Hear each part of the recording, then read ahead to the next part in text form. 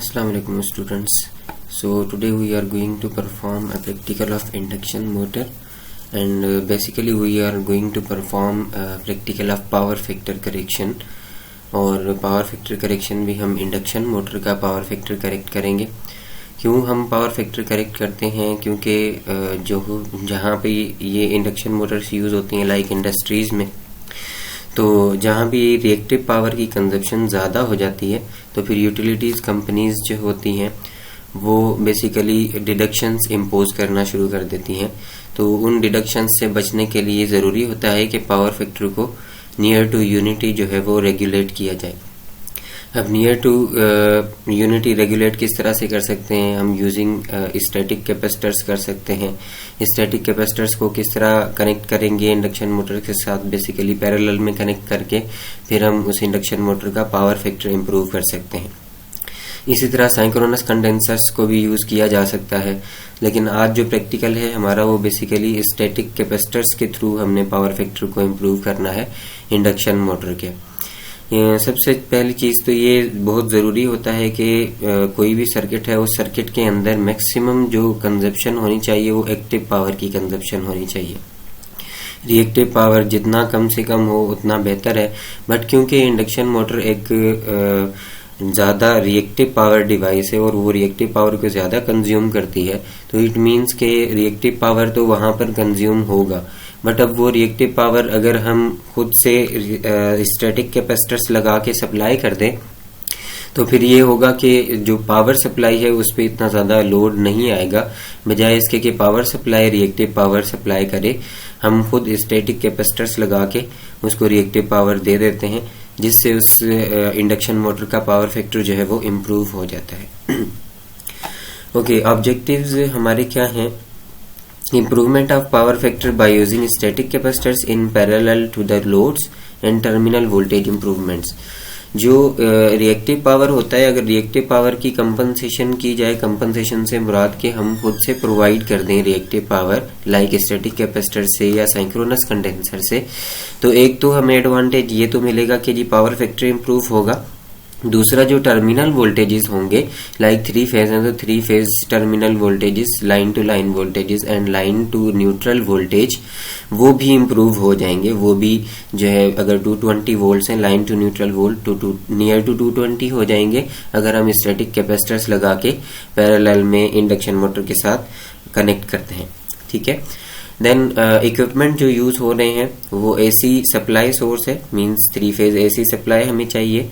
Resistances and inductances as a load के तौर पे हमें रेजिस्टेंस और इंडक्टेंस लगाने हैं। Power meters, capacitors and power factor measuring meter, ये हमारे पास इक्विपमेंट्स हैं जो हमने यूज करने हैं to perform this practical.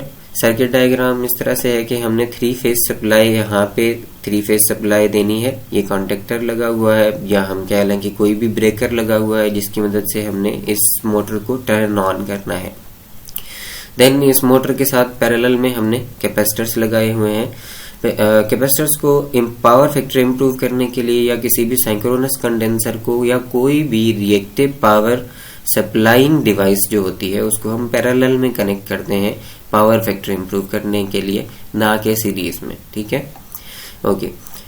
Advantages क्या होंगे? Losses are low in static capacitors.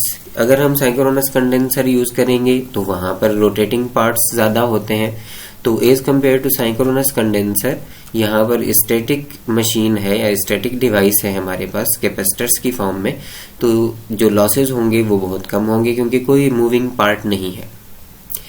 Second point में ये हाईलाइट भी किया हुआ है, there is no moving part therefore need low maintenance जो रिक्वायर्ड होगी that will be very low क्योंकि कोई मूविंग पार्ट नहीं है। It can work in normal conditions में हम यूज कर सकते हैं, मींस कहीं पर भी हम इंस्टॉल कर सकते हैं कैपेसिटर बैंक्स को और कैपेसिटर्स को इंस्टॉल करके वहां पर हम किसी भी जगह पे किसी भी डिवाइस का पावर फैक्टर इम्प्रूव कर सकते हैं।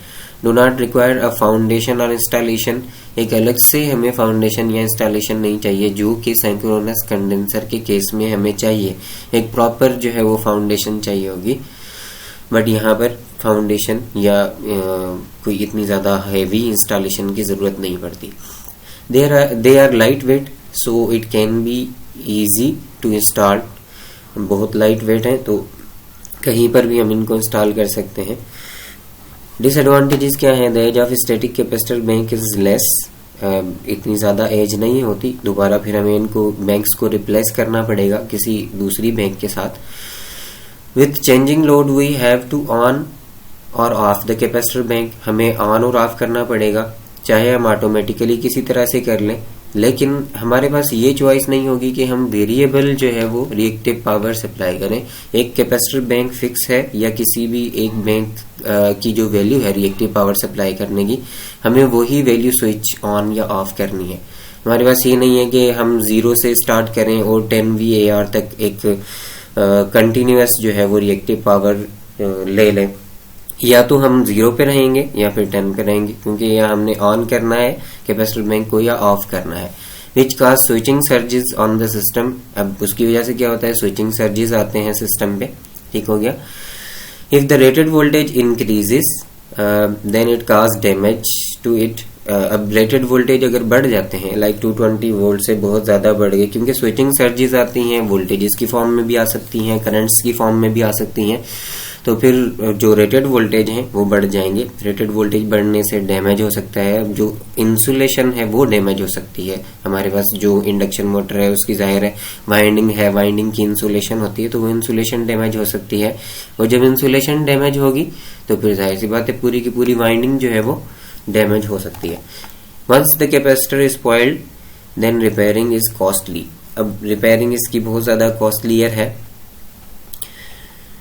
ओके, अब हम सॉफ्टवेयर पे चलते हैं जिसपे हमने प्रैक्टिकल परफॉर्म करना है। उससे पहले ये एक टेबल देख लेते हैं जिसमें हमने वैल्यूज को रिकॉर्ड करना है। टर्मिनल वोल्टेजेस हमने रिकॉर्ड करने हैं, करंट सोर्स करंट रिकॉर्ड करना है कि करंट कितना फ्लो हो रहा है, एक्टिव पावर हमने रिकॉर्ड करना है, अपेरेंट पावर रिकॉर्ड करना है, और पावर फैक्टर रिकॉर्ड करना है। ठीक हो गया। नाउ कमिंग टुवर्ड्स सॉफ्टवेयर जिसपे हमने ये प्रैक्टिकल परफॉर्म करना है। ओके, यहाँ पर सबसे पहले हमें 3 फेज AC सप्लाई चाहिए। यहाँ से देख लेते हैं कि 3 फेज AC सप्लाई कहाँ पर अवेलेबल है।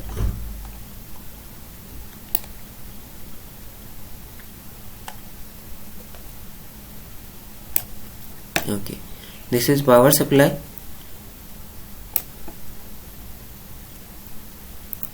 एंड देन हमें क्या चीज चाहिए, इंडक्शन मोटर चाहिए।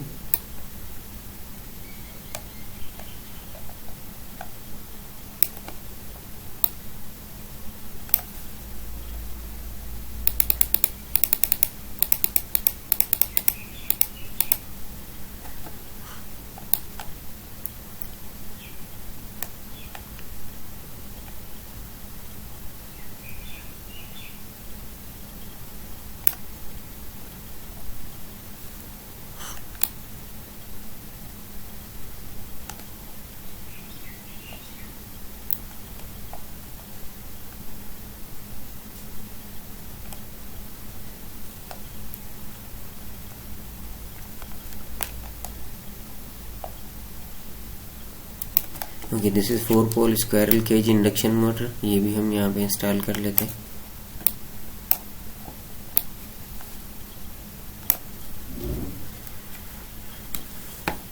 ठीक हो गया। इसके अलावा हमें कैपेसिटर बैंक चाहिए।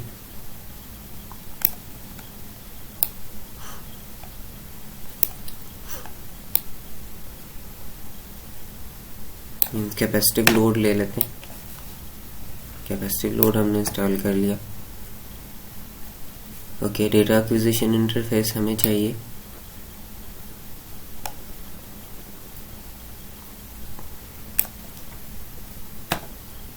दिस वन, ये भी हमने कनेक्ट कर लिया। ओके, इसको जूम कर लेते हैं। ओके, अभी हम कनेक्शंस जो है वो इम्प्लीमेंट करना शुरू करते हैं।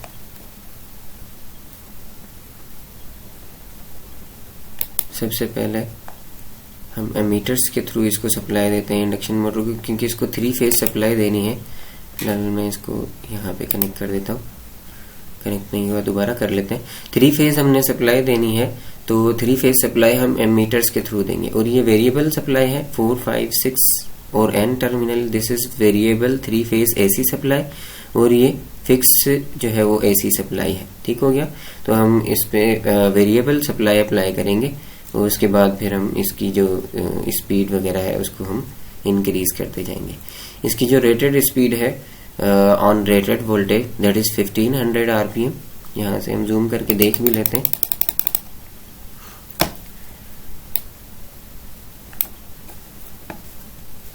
यहाँ से हम टूल से सबसे पहले अपनी जो ऑप्शन है उसको चेक कर लेते हैं कि 220 वोल्ट्स। ओके, 220 वोल्ट्स 50 हर्ट्ज ही हुआ है। ठीक हो गया।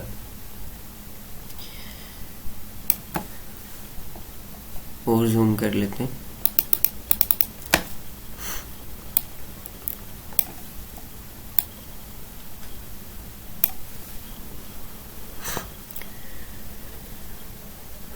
ओके, 200 वाट एंड 1360 आरपीएम की ये मशीन है।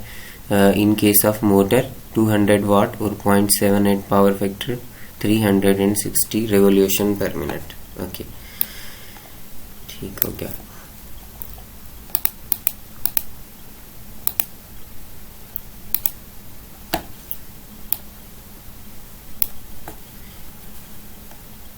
जूम आउट कर लेते हैं। हम कनेक्शन इम्प्लीमेंट करना शुरू करते हैं। कनेक्शन बहुत सिंपल है, कोई इतनी ज़्यादा मुश्किल नहीं है। हमने 3 फेज सप्लाई देनी है थ्रू एसी एमीटर्स, और ये डेटा एक्विजिशन इंटरफेस में ये करंट्स हैं, एमीटर्स हैं। ठीक है। यहाँ पे कनेक्शन, ये पॉजिटिव टर्मिनल एक हमने फेज का, फर्स्ट फेज का पॉजिटिव टर्मिनल कनेक्ट कर दिया एमीटर के साथ, एंड देन एमीटर का जो नेगेटिव टर्मिनल है वो हम मोटर के फर्स्ट टर्मिनल के साथ कनेक्ट कर देंगे। तो ये एक एमीटर कनेक्ट हो गया। यहाँ पर वायर को थोड़ा सा हम साइड पे कर लेते हैं। देन सेकंड जो फेज है वो थ्रू अगेन एमीटर ही कनेक्ट करना है, और ये हमने सेकंड फेज कनेक्ट कर दिया। देन थर्ड फेज, इसको हम थोड़ा साइड पे कर देते हैं। This is third phase. Third phase को भी हमने एमीटर्स के थ्रू ही कनेक्ट करना है। ओके, ये यहाँ पे कनेक्ट हो गया। एंड देन यहाँ पे अगर हम कनेक्शंस पे देखें तो कनेक्शंस में ये था कि ये जो टर्मिनल्स हैं ये हमारे शॉर्ट हैं। यहाँ से हमने सप्लाई दी और ये जो टर्मिनल्स हैं ये शॉर्ट हैं, तो इन टर्मिनल्स को हम शॉर्ट कर लेते हैं।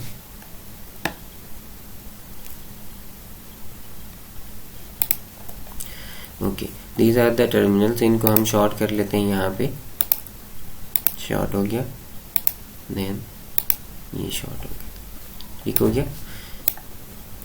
इसको दोबारा थोड़ा सा ठीक करके देख लेते हैं कि किस तरह से कनेक्शन हुई। ये इस तरह से है कि फर्स्ट टर्मिनल हमने सेकंड टर्मिनल के साथ कनेक्ट किया और सेकंड टर्मिनल फिर कनेक्ट किया थर्ड टर्मिनल के साथ। ओके, करंट्स हमने यहाँ पे देख ली। अभी हम एक ये काम करते हैं कि एक फेज पे हम वोल्ट मीटर भी लगा लेते हैं सिंगल फेज पावर देखने के लिए। ये वोल्ट मीटर एक फेज पे लगा देते हैं। यहाँ पे हमने वोल्ट मीटर भी कनेक्ट कर दिया। अब ये फर्स्ट फेज का हमें पावर भी मिल जाएगा through this data acquisition interface module. Okay, अभी हमने पावर फैक्टर करेक्शन के लिए कैपेसिटर्स को कनेक्ट नहीं किया।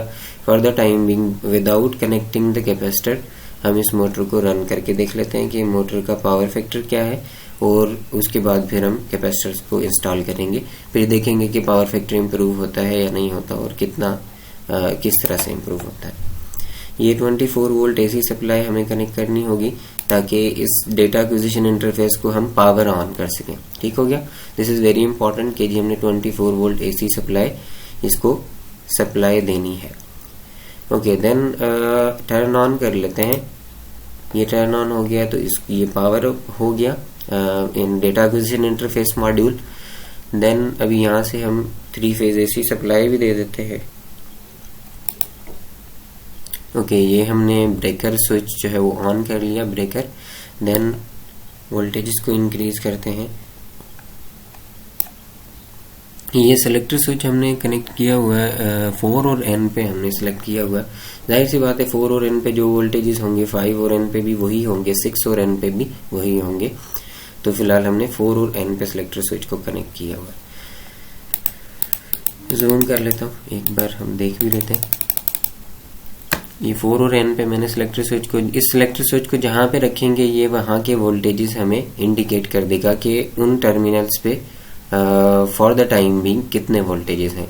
ठीक है, ओके, इसको यहाँ पर ही रहने देते हैं। हमें 220 वोल्ट अप्लाई करने हैं। 150 तक हम आ गए थे, then 200 we are crossing 200, 210 and 220 volts. Okay, so 220 volts हमने अप्लाई कर दिए। अभी हम इसको जूम आउट कर लेते हैं।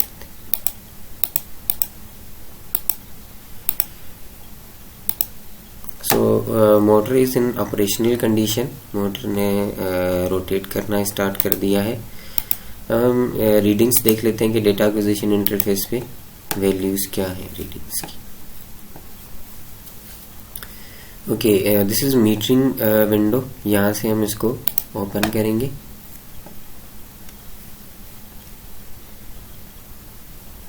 तो हमें करंट की वैल्यू, क्योंकि हमने I1, I2, I3 तीनों कनेक्ट किए हुए हैं, सो I1, I2, I3 will remain on. उसके अलावा जो हमारे पास मीटर्स हैं उनको हम ऑफ कर देंगे। ओके, E1 हमने कनेक्ट किया है, जस्ट E2 हमने नहीं किया, E3 भी नहीं किया।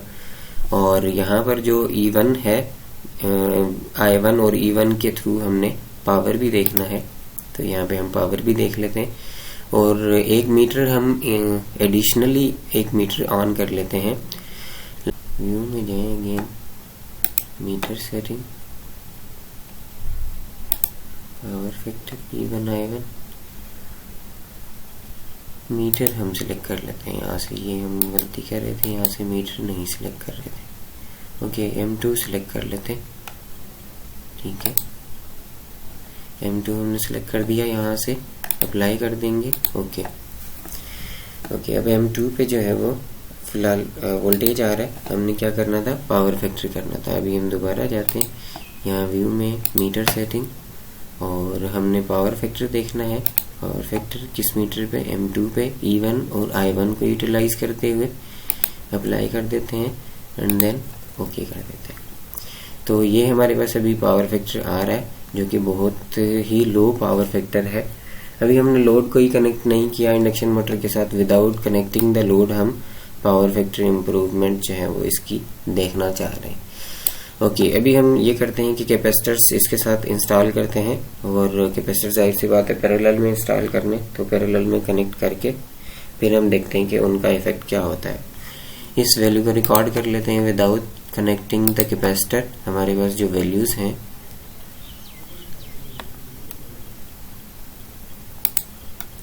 ऑप्शंस में जाएं, रिकॉर्ड सेटिंग में जाएं, यहाँ पे चेक लगा दें कि आपने क्या क्या चीजें देखनी है। ओके,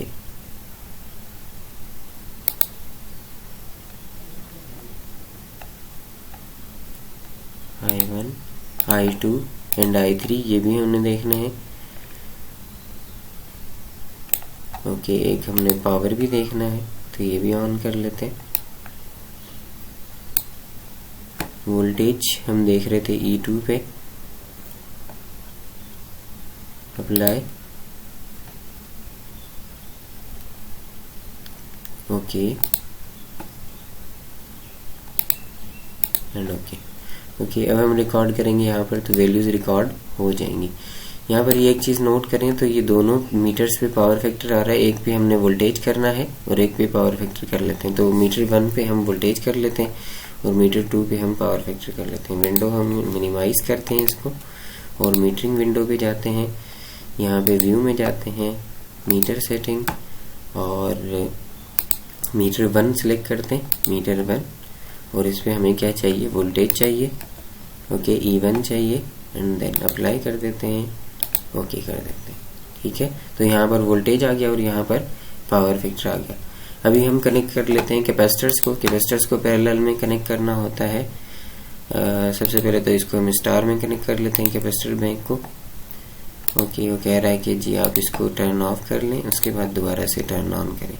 ठीक है, हम इसको टर्न ऑफ कर लेते हैं। ये पैरेलल में हमने कनेक्शन बनाने हैं with induction motor.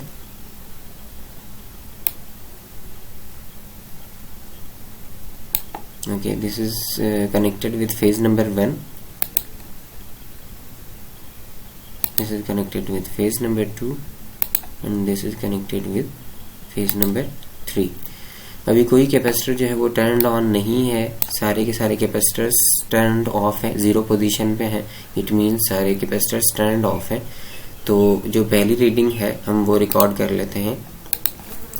This is our first reading जिसपे हमने कोई कैपेसिटर बैंक को टर्न ऑन नहीं किया, बल्कि ये 0 आ गई क्योंकि हमने अभी तक कंटिन्यूअस रिफ्रेश का बटन प्रेस नहीं किया। ये डेटा टेबल को क्लियर कर लेते हैं।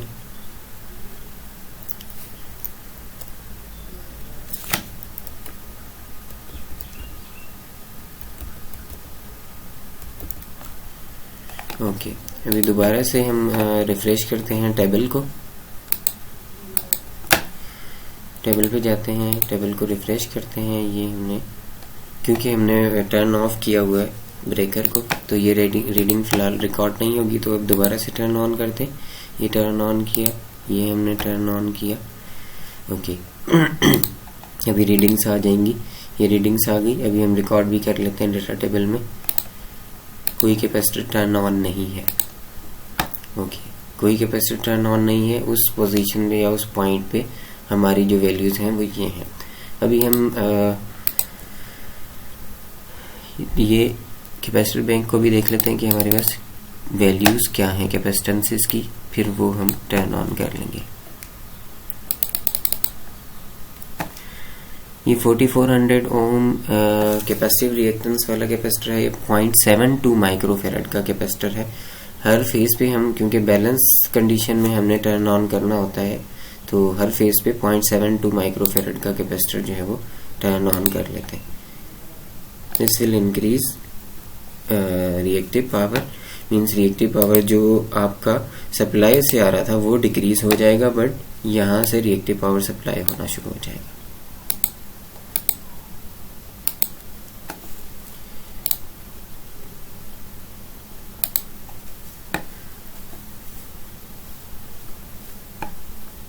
ओके, अब फिर से वैल्यूज रिकॉर्ड कर लेंगे। देखें हम पावर फैक्टर हमारा 0.1 के करीब आ गया है। पहले बहुत लो था, अभी ये इंक्रीज हो गया है। ये वैल्यू रिकॉर्ड कर लेते हैं। ये वैल्यू हमने रिकॉर्ड की एंड देन दूसरे अरेंजमेंट को हम ऑन करते हैं। इनको हम ऑफ कर देते हैं, तीनों को ये हमने ऑफ कर दिया एंड देन इनको हम ऑन कर लेते हैं। ये वैल्यू भी आ रही है इस कैपेसिटर की कि कितनी वैल्यू है। ठीक है, 1.45 माइक्रोफेरेड है। ये हमने टर्न ऑन कर लिया। इसी तरह से 1.45 माइक्रोफेरेड सेकंड फेज पे भी टर्न ऑन कर दिया, 1.45 थर्ड फेज पे भी ऑन कर दिया। अभी वैल्यूज देख लेते हैं कि क्या है। 0.125 पावर फैक्टर इंप्रूव हो गया है, जो कि पहले बहुत लो था। अभी हमने लोड कोई कनेक्ट नहीं किया। अगर हम लोड कनेक्ट कर लेते तो ये पावर फैक्टर हमारा 0.6 या 0.7 के करीब होता। ठीक है, so without connecting the load अभी हम पावर फैक्टर इंप्रूव कर रहे हैं। तो ये वैल्यू भी रिकॉर्ड कर लेते हैं। ये वैल्यू हमने रिकॉर्ड कर ली। अभी हम थर्ड कैपेसिटर बैंक्स इसको ऑन कर लेते हैं। ये हमने ऑफ कर दिया। और ये जो है 2.89 माइक्रोफेरेड का कैपेसिटर है, इसको हम ऑन कर लेते हैं। ओके, फिर से वैल्यू रिकॉर्ड कर लेते हैं। ये वैल्यू हमने रिकॉर्ड कर ली। ये हम लास्ट में एनालाइज कर लेते हैं कि पावर फैक्टर पे कितना इफेक्ट आता है। ओके, अब हम ये करते हैं कि लास्ट वाली टू जो है वो कैपेसिटर्स को ऑन कर लेते हैं इस बैंक में। ओके, लास्ट वाली टू कैपेसिटर्स को ऑन किया। दोबारा से वैल्यूज को रिकॉर्ड कर लेते हैं। ये वैल्यू हमने रिकॉर्ड कर ली। Okay, this is near to 0.2। Okay, अभी हम दोबारा इसको टर्न ऑन कर लेते हैं। अभी हमने सारे कैपेसिटर्स को टर्न ऑन कर लिया। अब देख लेते हैं कि वैल्यूज में क्या चेंजेस आती है। प्रीवियसली 0.928 था power factor and then 0.375 power factor हो गया। ठीक हो गया। ओके, जो हमारे पास पावर है वो ये है, this is basically active power. Reactive power यहाँ पे इंडिकेट नहीं हो रहा, और रिएक्टिव पावर हम यहाँ इसकी जो कैलकुलेशन है, कैलकुलेशन से निकाल लेंगे कि रिएक्टिव पावर कितना हो रहा है। ओके,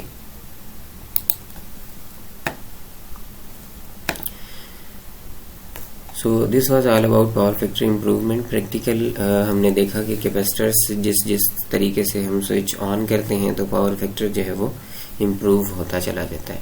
तो किसी भी मोटर का या किसी भी डिवाइस का पावर फैक्टर अगर इम्प्रूव करना हो वो हम इम्प्रूव कर सकते हैं through static capacitors. Okay, so this is all from my side, thank you. Okay, जो अब हमने वैल्यूज रिकॉर्ड की हैं उनको हम एनालाइज कर लेते हैं कि वैल्यूज क्या इंडिकेट कर रही हैं। इनिशियली हमने कोई कैपेसिटर बैंक ऑन नहीं किया था, तो जब कोई कैपेसिटर बैंक ऑन नहीं था हमारे पास पावर फैक्टर 0.083 था। देन हमने कैपेसिटर बैंक को ऑन किया, और ये डिफरेंट अरेंजमेंट में कैपेसिटर बैंक्स को ऑन किया जा सकता है थ्रू कैलकुलेशंस के जी, कैलकुलेट करके कि कितनी कैपेसिटर बैंक को हम ऑन करेंगे तो हमारा पावर फैक्टर क्या होगा। That can be calculated easily, but अभी हमारा कैलकुलेशन जो है वो यहाँ पे ज़रूरी नहीं है। वी आर जस्ट सीइंग कि किस तरह से कैपेसिटर्स को टर्न ऑन करके या पैरेलल में कनेक्ट करके पावर फैक्टर को इम्प्रूव किया जा सकता है।